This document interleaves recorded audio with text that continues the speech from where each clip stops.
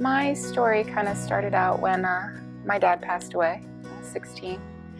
He got diagnosed with cancer. And when he died, I was very much angry with the world and wanted the world to stop. I wanted people to acknowledge the fact that, my dad died. And I got resentful with God and angry. And I just kind of buried that. And when I went off to college, I started to act out and do things that, I shouldn't have done. Kind of disrespecting myself and things like that. And, I would talk to my mom about it. She's always been very spiritual.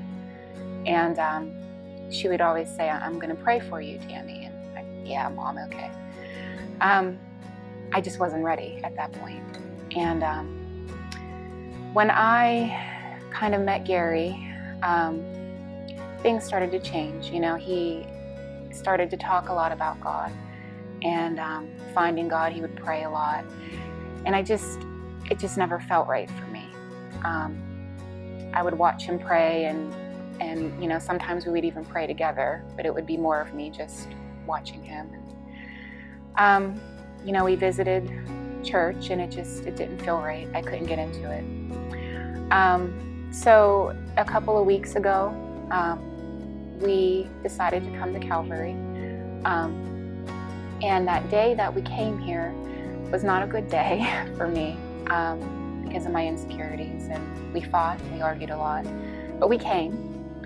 And I heard and felt some things that day here. It really touched me. I was very emotional during the service. And, when I went home, I talked with Gary about my experience, and he said, I think I'm going to go to that small group next week. And he was so excited. And so when that week came and he had gone to the small group, he came home that day and he was like lighting up.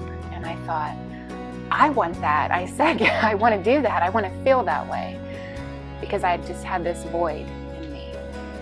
And he said, yeah, he was on board. Yeah, we'll go. I'll talk to Steve and we'll see what we can do.